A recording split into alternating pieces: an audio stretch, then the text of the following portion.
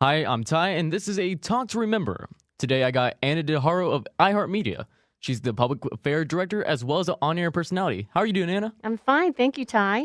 All right, so the first question is, why did you pick radio as a profession? I actually kind of stumbled into radio. It's not anything that I ever thought I would do. I was actually one of those people who grew up hating the DJs on the air. I love the music, but I used to yell at my radio, shut up, when the DJs would start talking. But when I was in college, I was in a play, Star Spangled Girl, my junior year in college, and the program director for the top 40 radio station in South Texas, the McAllen-Brownsville market, went to go see the show, came backstage afterwards, gave me his business card, and said, hey, our news girl is going to go work at the TV station, and we're looking for someone to be on the radio with one of our DJs. And so I went to interview the next day, and he had me record some newscasts for him that I wrote up from newspaper articles, and he offered me a job. And I was like, sounds great. And he goes, okay, so Monday at 4. I said, 4 in the afternoon, I'll be here. And he goes, no, 4 a.m. It's a morning show. So the very first morning man I ever worked with was a guy called the Mad Mexican in the Rio Grande Valley. It was on KBFM, B104, all hit music and more. So I always say that I kind of stumbled into radio. All right, so what was kind of your first job after that first one, or I would say, what was your first job for iHeart or get into public affairs? Okay, so when I first started in that job, part of the job was news in the morning and banter back and forth with the morning DJ. And then I was also in charge of the public affairs, the long form public affairs program that airs very, very early on Sunday mornings. So I had started doing that. And then when I moved to a different market, I moved to Austin, El Paso, San Antonio, and then Dallas. I didn't do any public affairs, but I was always involved with the community because as our job as air personalities or DJs, we were always asked to help out, whether it was a benefit race or a benefit ride, whatever. And I really liked that part of my job, that idea that as radio personalities, we could make a difference in our community. So when I first started with iHeartMedia in 1999, when it was still known as Clear Channel, and they offered me the position of the public affairs director, as well as being on air and doing mornings on 1029, I kind of jumped at that opportunity because I already had a connection with several nonprofits, and so it just kind of grew from there. All right, so who was one of your mentors or inspirations that got you into radio and kind of guided you throughout your whole career? Well, so when I first got into radio, the Mad Mexican was so outrageous, and I fell in love with him, and he was so passionate. He loved radio. He was one of those people who grew up pretending he was on the radio when he was a little boy, and it was kind of contagious. And then seeing him in action and how he did his job and how he interacted with his listeners. So I learned a lot from him, and then I had several program directors along the way who I also learned quite a bit from.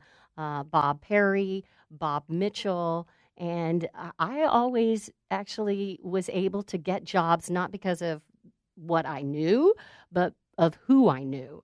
So the program directors that I worked with, when they would go to a bigger market, they always offered me jobs. And so that's how I ended up kind of in Dallas at market number 5. So you would say connections are kind of a big part of getting jobs in this industry? Yeah, absolutely. All right, so if you weren't doing radio, where do you see, or where do you think you would have been if you didn't go into radio? Homeless. No. Gosh, a good question. You know, I worked as a dental assistant in college before I got into radio, and I really liked dentistry.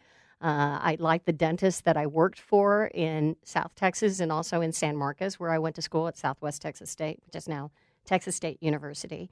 So maybe dentistry. But once I started in radio, even though I was still in college, it kind of changed my path. And I was like, I'm hooked. This is what I want to do.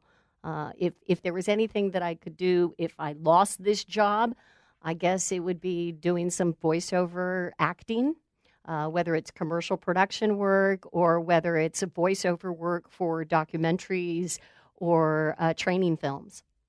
All right, so what would you say is one of your weirdest hobbies? My weirdest hobby? We're going to go off the rails now. Well, my hobbies include snow skiing and going to the movies and out to eat.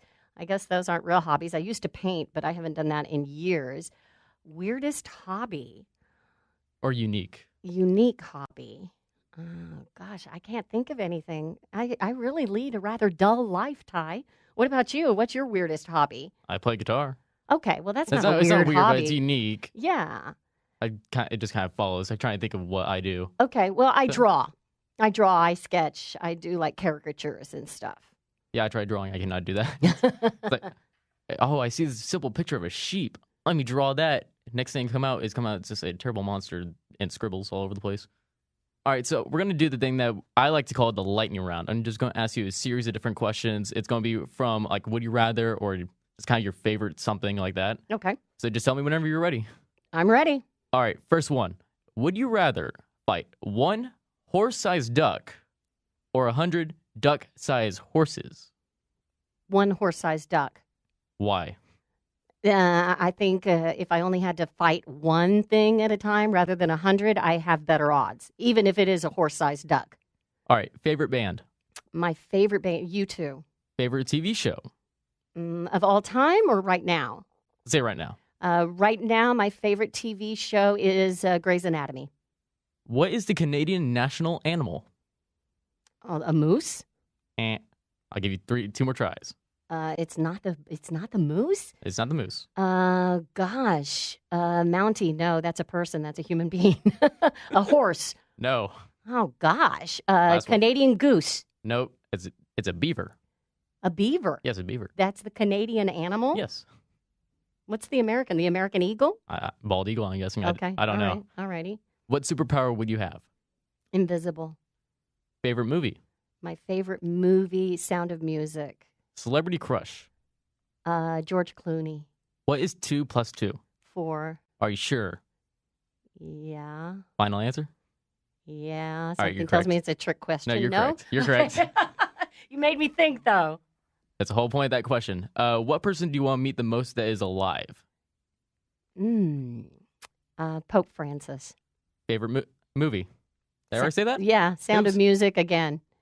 Cats or dogs? Both? I can't name both because I have one of each. Who's the favorite? It's like children. You always have you say you don't have a favorite, but you actually do. Yeah, no, I can't. I can't pick. It's Sophie's choice. Now, let's just say that the dog is more high maintenance. I always say that my cat is my well-behaved child. And Jasper, my Yorkie terrorist, he requires much more attention than Roxy the cat. All right, so I see who the favorite is. All right, Team Iron Man or Team Captain America? Team Iron Man. Favorite food? Mexican food. Favorite sports team? The Dallas Cowboys. Why the Dallas Cowboys? Because I grew up loving the Cowboys. My dad was a Cowboys fan. I grew up from the time I was in the crib watching the Dallas Cowboys. Well, I'm a Packer fan. Was it a catch? Was it the catch? It was a catch. I'm not gonna say Yeah, that. well, it's because you're a Packer fan. It wasn't going to change the game. It's not our fault. Yeah, whatever. All right, what is the powerhouse of a cell? A powerhouse of a cell? We're going back to freshman biology. A powerhouse of mitochondria? Correct. Hey, First try. look at me go. Best impression. My best impression? Oh, we're going to have to go way back. Dr. Ruth, talk about good sex. All right. You don't even know who Dr. No, Ruth I'm is. I may be millennial. I'm not like the baddest millennial, but I'm still. She's such an 80s star. She was a tiny little German woman who was a psychiatrist and talked about good sex. And that was in the 80s before you were born. It sounds like a witch. All right, red grapes or green grapes? The biggest question of them all. Red grapes. Favorite nickname? Bebe. And to end it out, what country has the most tractors per capita? Most tractors per capita? 3 tries. Mexico. No. United States. No. Russia. No. The answer is Iceland. Iceland? Yes, Iceland actually has a lot. Really? They probably have more tractors than they have people. Because Iceland's technically Greenland, because the name switch, plus there's not a lot of people anyway. Okay. We got to take All right. factor of it. So thank you, Anna, for your time for this interview. For more A Talk to Remember, visit my website, tyyeager.weebly.com, and we'll see you next time.